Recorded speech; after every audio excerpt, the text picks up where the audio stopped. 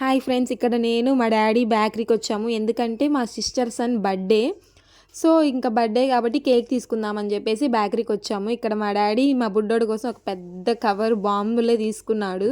ఇంకా అలాగా cake packing ఉంటే ఆ కేక్ ప్యాకింగ్ కూడా చేయించుకొని ఇంకా స్టార్ట్ అయిపోయాము. ఇప్పటికే చాలా లేట్ అయిందని చెప్పేసి ఇక్కడ నేను మా డాడీ మా సిస్టర్ బైక్ మీద వెళ్తున్నాము. మా డాడీ చాలా స్పీడ్గా వెళ్తున్నాడు. ఎందుకంటే కూల్ కేక్ ఇంకా ఐస్ క్రీమ్ కేక్ తీసుకున్నాము. కూల్ కేక్ అయినా అంత ప్రాబ్లం ఉండదు కాబట్టి ఐస్ క్రీమ్ కేక్ అయితే మెల్ట్ అయిపోతుందని ఇంకా అలా ఇంటికి వెళ్ళిన వెంటనే ఇంకా మా అక్క ఉండి సింపుల్గానే డెకరేషన్ చేసింది. అంత హెవీగా ఏం వద్దనుకొని ఇంకా అలా కేక్ కటింగ్ చేయడం స్టార్ట్ చేసాము.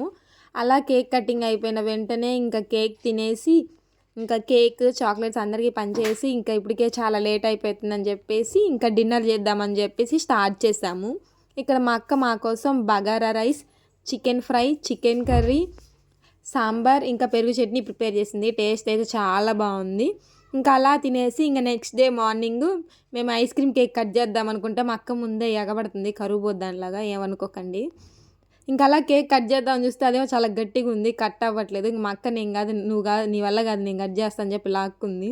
అలా కొద్ది ఐస్ క్రీమ్ బయటకు వచ్చిందని టేస్ట్ చూద్దామని చెప్పి ముందే ఎగబడుతుంది. ఇంకా అలా ఐస్ క్రీమ్ కేక్ కూడా తినేసాము. ఇంకా అంతే టుడే వ్లాగ్. బాయ్.